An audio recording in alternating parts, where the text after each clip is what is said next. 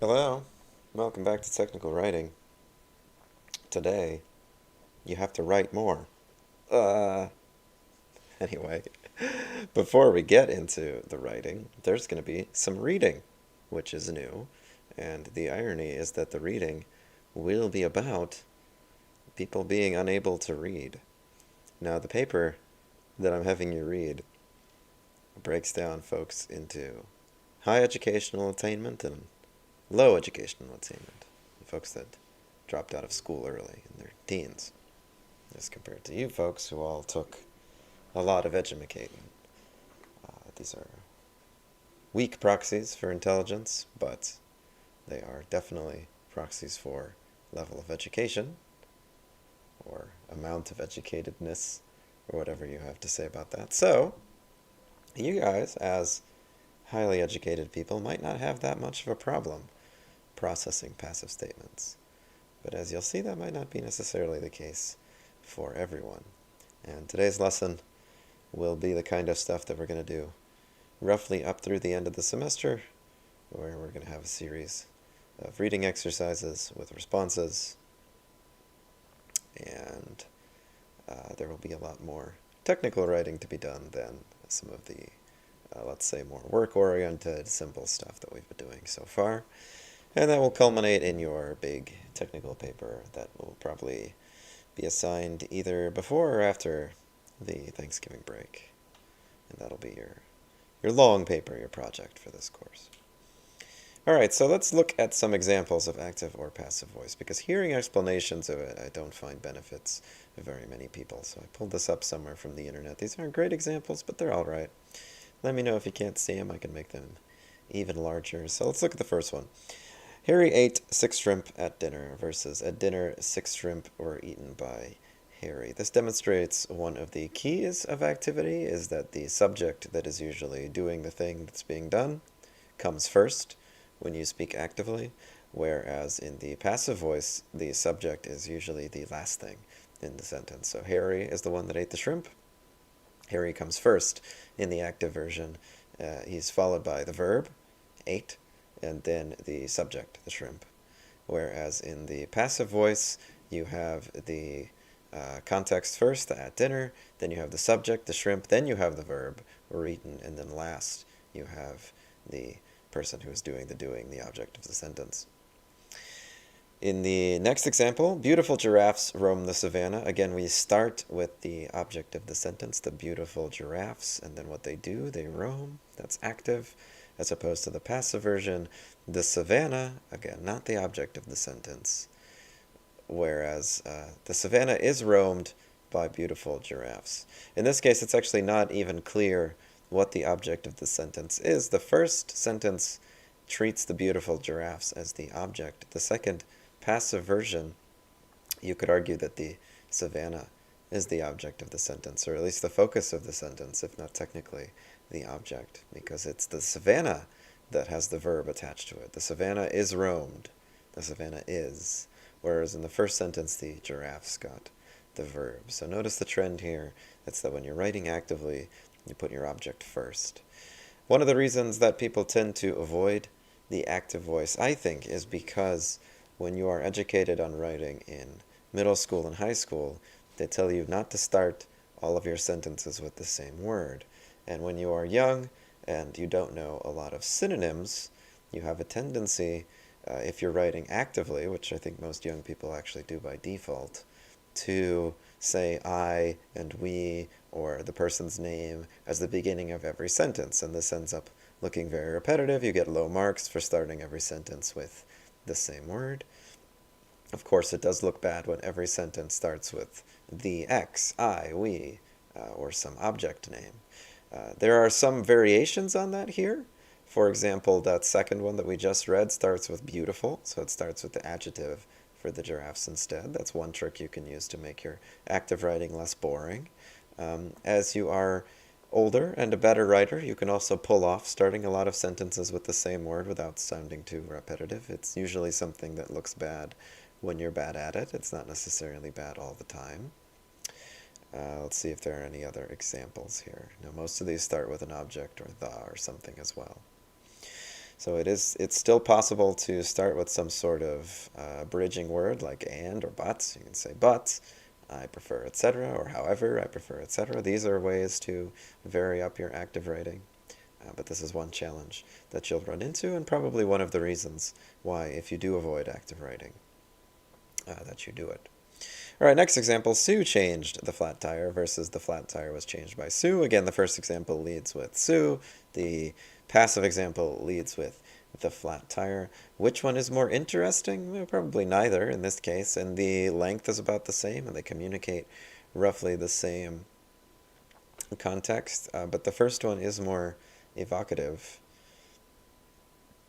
Sue changed the flat tire is easier to picture than the flat tire was changed by Sue. Next example, we are going to watch a movie tonight versus a movie is going to be watched by us tonight. You can see that the passive one there is very clunky. This is a trend with passive sentences too. In certain types of writing, certain people will tell you to write everything passively. So this is true of a lot of technical research writing. So anything that you're writing for research publication, some would include white papers, but almost everybody includes research papers. The common advice is to write everything in the passive voice. You end up with a lot of things like this in terms of experiments. So let's say we, instead of our going to watch the movie, we did an experiment. Well, the passive version of that is an experiment is going to be run by us. You see a lot of that, and it's unfortunate because it sounds terrible. So I would argue, avoid that. It will not damage your career. You will be fine writing actively. I don't think I've had too much trouble integrating a couple active phrases here and there into my otherwise very dry research. Let's look at the description in the middle here. So, active voice tells what a person or thing does. The subject performs the action and typically comes before the verb. Not always, but typically comes before the verb.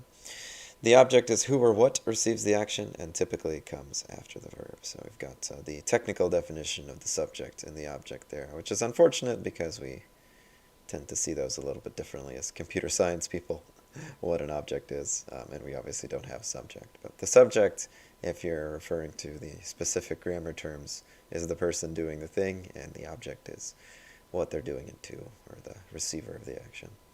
Passive voice, the subject typically comes after the action, and the object typically comes first. So again, it's the invert of that. Let's read a couple more. The cleaning crew vacuums and dusts the office every night. The verse says, every night the office is vacuumed and dusted by the cleaning crew. Let's look at how we can still keep that active without changing the order of the words. Now, did we have to put the time, the every night phrase at the end? No, we didn't. We could keep the sentence active and still start it with every night. So we could say, every night the cleaning crew vacuums and dusts the office. That would still be an active sentence, and it would not start with the subject. Okay, so that's still a possibility to do, and that's how you can make your writing a little bit more interesting, again, without starting with the subject every time.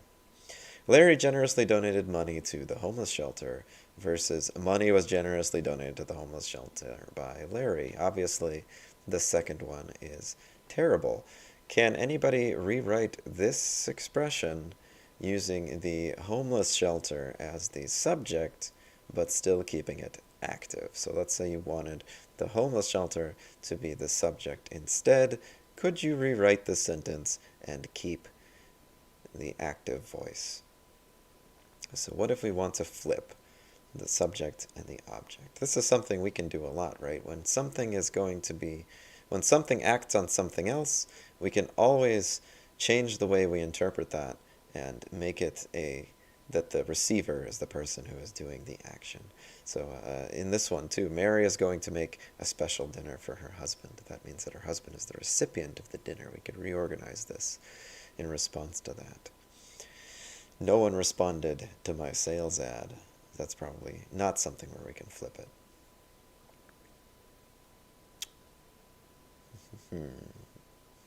Thousands of tourists view the Grand Canyon every year. The Grand Canyon is the object. Can we flip this one too? Can we make it so that the Grand Canyon is the subject of the sentence. Let's look at some of the attempts in chat. The homeless shelter received a generous donation from Larry. This is not bad. It's pretty active. The homeless shelter acquired a generous donation. Not bad, but you left out Larry, who still needs to be in it to keep the same meaning. So this is still relatively active, but a lot of the time when you read these instructions on how to be active, they tell you to avoid words like is, was, and also passive actions like receiving, because receiving is not actually an action that you take. Donation is something that you do. Receiving is something that is basically done onto you, unless you received a catch or something, which is kind of an active version of it. Receiving is a passive verb. It's something that is done onto you. So you'll notice that in a lot of the passive sentences, they have to use the word was or is. If you're using a lot of was and is, that's a good indication that you're probably writing passively. The active and the passive often share will. It's not to say that active means that you're writing in the future tense, but that tends to be a word that's difficult to avoid when you're talking about the future. You usually have to use will to indicate that something's going to happen, whereas is and was have many ways to be avoided by simply using the past tense of those words, of those verbs. So in this case, we've avoided was by just using responded, whereas in the passive version, my sales ad was not responded to by anyone, it's difficult to remove the was. It'd be my sales ad not responded to by anyone. That doesn't make sense, so very difficult to remove that. So seeing a lot of is and was in your present and past tenses should be an indication that you're writing pretty passively. Same with were and other versions of those words like that. And then likewise, if you're seeing a lot of verbs that don't actually convey an action, like receive, then you are probably also writing passively. So there are times when you can't do better than receive, or when you want to address something from the receiver's end, and that's fine, but avoid using those words for everything. Try to write things from the end of the person who is executing, or the end of the party that's executing the action, rather than the party that's receiving it, if it's possible. The kangaroo carried her baby in her pouch. The kangaroo was carried, or the baby was carried by the kangaroo in her pouch. We could rewrite this from the baby's perspective. We could say, the baby rode in her mother's pouch. The baby kangaroo rode in her mother's pouch. This would be even more active because it's probably more active. Riding is more active than carrying, I would say. But I think both of those are good. Both those are active. She faxed her application for a new job. Again, you could have rewritten this as her new job received her fax. That would be more passive than saying that she faxed her application. Okay, so that's just a brief intro into the active and passive voice. You'll see a lot more of it in the paper I'm having you read. I'll be available in Discord if you want to ask me about any of the dry and boring Science stuff. I tried to deliberately pick one that had a ton of words and not a lot of figures, just to make it even more compelling for you guys to read. But it's one that I found pretty interesting, so I hope you enjoy it. And I do expect that you'll finish it. This is an in-class assignment, so I do expect that you'll finish it by the end of the day here. But if not, see you until midnight, and I will see you in Discord.